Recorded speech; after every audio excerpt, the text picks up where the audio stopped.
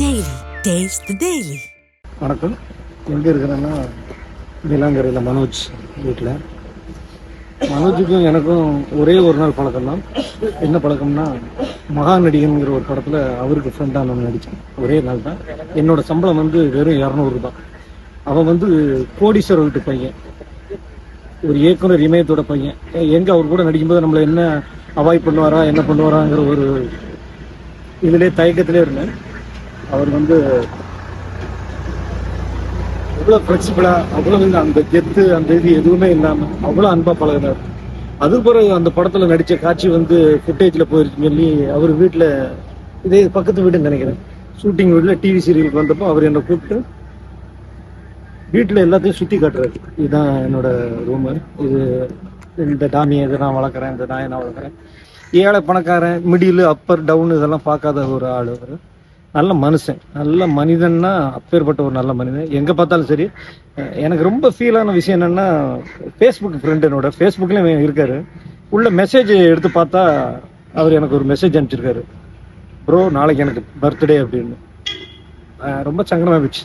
Advance happy birthday Manoj, பல்லாண்டு வாழ்க, 100 வருஷம் சந்தோஷமாக மகிழ்ச்சியோட வாழுன்னு சொல்லி பதில் போட்டிருந்தேன். அதை நான் பார்த்தோன்னே எனக்கு ரொம்ப வேதனையாக போச்சு. அவரோட பெருத்து 100 வருஷம் நல்லா இருன்னு வாழ்த்தினேன். அவர் இன்னும் அவர் 100 வருஷம் வாழ்ந்திருந்தா எத்தனையோ பேருக்கு அவர் நல்லது பண்ணியிருப்பாரு. நல்ல ஒரு மனிதன். அவரோட மறைவு அவங்க அப்பாவை எப்படி தாங்கிக்குவாருங்கிறது ரொம்ப கஷ்டமா இருக்கு. ஏன்னா அப்பா இருக்கும்போது மகன் இந்த மாதிரி இருக்கும். என்ன வயசு, 48 வயசுலாம் ஒரு வயசா? 80 வயசுல எல்லாம் நடிக்கிறாங்க, 75 வயசுலாம் நடிக்கிறாங்க நடிகர்கள். அவருக்கு ஸ்ட்ரெஸ்ஸா என்ன காரணம்னே தெரியல, பாவம். உண்மையிலே அவரை பிரிஞ்சு வாடுற அவரோட குடும்பத்திற்கும் அவரோட உறவினர்களுக்கும் எல்லாருக்குமே ஆழ்ந்த அனுதாபங்கள். அவரோட ஆத்மா சாந்தி அடைய இறைவனை நன்றி. ரொம்ப நன்றி. எனக்கு பாரதி ராஜா அவர் 40 வருஷம் ஃப்ரெண்ட்ஸ். இது ரொம்ப சங்கடமாக இருக்குது. ஏன்னா மனோஜ் சார் ரொம்ப எங்களுக்கு ரொம்ப ஒரு பையன் மாதிரி, and he is so affectionate. அவர் மாதிரி ஒரு பையன் கிடைக்கிறது ரொம்ப கஷ்டம். அண்ட் அதுவும் ஒரு சினிமா தொழிலில் அவங்க அப்பா அவ்வளோ ஒரு பெரிய டைரக்டராக இருந்து, ஒரு ப்ரொடியூசராக இருந்து, அந்த மாதிரி ஒரு ரொம்ப தன்மையான ஒரு குழந்தை. எதுக்கு இப்படி கடவுள் இவ்வளோ சீக்கிரமாக இந்த குழந்தைய கூப்பிட்டுட்டு போயிருக்காரோ தெரியாது. ரொம்ப கஷ்டம். அவங்களுக்கு 2 சின்ன குழந்தைகள், ஒய்ஃப் எல்லாத்தையும் விட்டுட்டு போயிருக்காரு.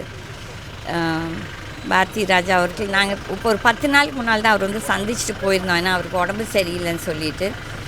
அன்றைக்கும் நாங்கள் மனோஜோடு பேசிட்டு தான் வந்தோம். அதனால் இது ஷாக் டு எவ்ரிபடி. இந்த மாதிரி நடந்திருக்கக்கூடாது. அந்த ஆன்மாவுக்கு சாந்தி கிடைக்கட்டும். And let him rest in peace. And அவங்க குடும்பத்தார் எல்லாத்துக்குமே எங்களோட ஆழ்ந்த அனுதாபங்கள். என் பேர் சாம்ராஜ்னா. நான் சொந்த ஊர் மறைன்னு பக்கத்து தாம்பரத்தில் இருக்கிறோம்.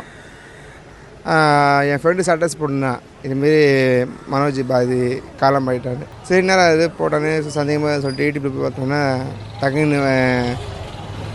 டக்குன்னு ரொம்ப அதிர்ச்சி ஆயிடுச்சு அவர் காலம் ஆகிட்டாருன்னு. அவர் நினச்ச படம்லாம் ஒன்றும் மறக்க முடியாது. அவர் நினச்ச படம்னு பார்த்தோன்னாவே தாஜ்மஹல், அப்போ வசந்தம், அப்போ சமுத்திரம்னு பார்த்தோன்னா, அண்ணா தம்பி இப்போ தான் இருக்கணுமோ அப்படின்னு அந்த ஆசையை காட்டினவர் பாரதி சார். அவர் மகன் நம்ம அண்ணன் மனோஜ் அண்ணன். அவர் தான் அண்ணா தம்பி இப்போ தான் இருக்கணும், இப்போ தான் வாங்கணும், இப்போ தான் கற்றுக்கணும் அப்படின்னு கற்றுக் கொடுத்து படம் தான் இந்த படம் தான். ஆனால் அவர் இந்த உலகத்தை விட்டு மறைந்து போவார்னு தெரியாது. ஆனால் அவர் நிறைய பார்த்துருக்கேன். இப்போ அவர் உடலை பார்க்க முடியல, மனசு கஷ்டம். அப்படி எப்படி இந்த மனுஷன், எப்படி இந்த முகம், எப்படி இந்த ஆள் அவர், இப்போ அவர் மகத்தை பார்க்கறதுக்கு எனக்கு புரியல. எனக்கு ரொம்ப ஆச்சரியமாக இது. ஏன்னா இவரை பார்த்தா நான் வளர்ந்தோம். அண்ணன் தம்பி என்ன இப்படி தான் இருக்கணும், லவ் பண்ணணும், இப்படி தான் லவ் பண்ணணும். அந்த தாஜ்மஹாலே போதும், அது சொல்ல தேவையில்லை. அந்தமாரி போனால் அது தேவைன்னா. உள்ளே போய் பார்த்தப்போ யார் யாரெல்லாம் இருந்தாங்க? பாரதியாவை பார்த்தீங்களா? அப்பா பார்த்தேன், அப்புறம் எஸ்எஸ்சி அண்ணன் ஐயா அவரும் பார்த்தேன். அவர் உள்ள பேசியிருந்தாங்க. சரி, நான் அவரை டிஸ்டர்ப் பண்ணல. ஆனால் வெளியே நின்று அவர் பார்த்துட்டு வந்தோம். ஆனால் இவர் இந்த உலகத்தை விட்டு மறைந்து அணைச்சி இந்த வருஷம் பிறந்தோடனே நிறைய பேர் இருந்தாங்க. புஷ்பலதா மேடம், எங்கள் இந்த வருஷம் ஃபஸ்ட்டு மாதத்தில் எங்கள் மாமா இருந்தார், எங்கள் அக்கா வீட்டுக்கார். 2வது எங்கள் புஷ்பம்மா, அவங்க ஆண்டி, அவங்க இறந்துட்டாங்க. 3வது எங்கள் பெரியப்பா இருந்தார். அப்புறம் இன்னொரு பெரியப்பா, இன்னொரு அண்ணன், இப்போ அப்புறம் நேற்று ஒருத்தர், இன்றைக்கி இந்த அண்ணன். நான் இவர் எப்பவும் அண்ணன் தான் பிடிக்கணும். இவரை பார்க்கணும், இவனை அண்ணனுக்கு கூப்பிடணும். அவர் பார்த்தேன். அந்த டைமில் பார்க்க முயற்சி இல்லை எனக்கு. ஆனால் இப்போ தான் பார்க்கும்போது நான் பார்க்கணும்னு நினச்சிருந்தா அவர் பார்க்க முடியல. இப்போ நான் பார்க்க வரேன், இப்போ அவர் இல்லை எனக்கு. அதான் எனக்கு ரொம்ப ஆச்சரியமாக இது. லாஸ்ட் 10 days வரைக்கும் பேசிட்டு இருக்காரு. அவர் எப்பயுமே வந்து ரொம்ப ஒரு ஸ்மைலிங்காக, உற்சாகமாக, புன்னகை மரமாக பேசிகிட்டு இருப்பார். அந்த இழப்பு வந்து ஒரு ஈடு செய்ய முடியாத இழப்பு தான். அப்பாவை வந்து அவ்வளோ கேர்ஃபுல்லாக அப்பாவுடைய ஹெல்த்தை பற்றி அடிக்கடி பேசிகிட்டு இருப்பார்.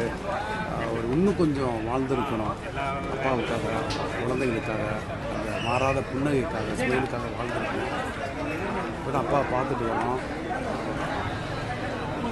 அது வந்து வீடு சேர்ந்த இழப்பு. மனோஜின் ஆத்ம சாந்தியை